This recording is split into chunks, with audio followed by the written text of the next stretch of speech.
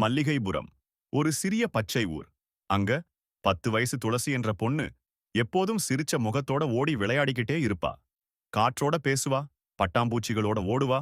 அவளோட உலகம் முழுக்க அன்பும் கனவுகளும் தான். ஒரு நாள் பள்ளியில ஆசிரியர் கேட்டாரு, நீங்க பெரியவங்க ஆன பிறகு என்ன ஆகணும்? எல்லாரும் சத்தமா சொல்லிட்டாங்க, டாக்டர், போலீஸ், டீச்சர். ஆனா துளசி மெதுவா சொன்னா, என் ஊர்ல ஒரு நல்ல பள்ளி கட்டணும், எல்லா குழந்தைகளும் படிக்கணும். அவள் தினமும் மாலை நேரம் மர நிழலில அமர்ந்து வானத்தை பார்ப்பா. மண் வாசனை கலந்த காற்றில் அவளோட கனவு பறக்குது. ஒரு நாள் நிச்சயம் இதை நிஜமாக்குவேன்னு மனசுல உறுதி எடுத்தா. ஆண்டுகள் கடந்து போச்சு. துளசி படிச்சா, உழைச்சா, வேலை பிடிச்சா. ஒரு நாள் தன் ஊருக்கு திரும்பினா, அதே புன்னகையோட.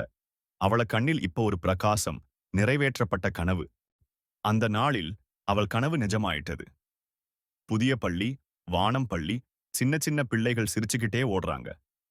துளசியின் கண்களில் கண்ணீர், ஆனா அது சந்தோஷக் கண்ணீர். அந்த நாள் முதல் மல்லிகைபுரம் முழுக்க ஒரு ஒளி பரவிச்சு. சிறிய மனசுல பிறந்த பெரிய கனவு நம்பிக்கையோட நடந்தா நிஜமா மாறும்.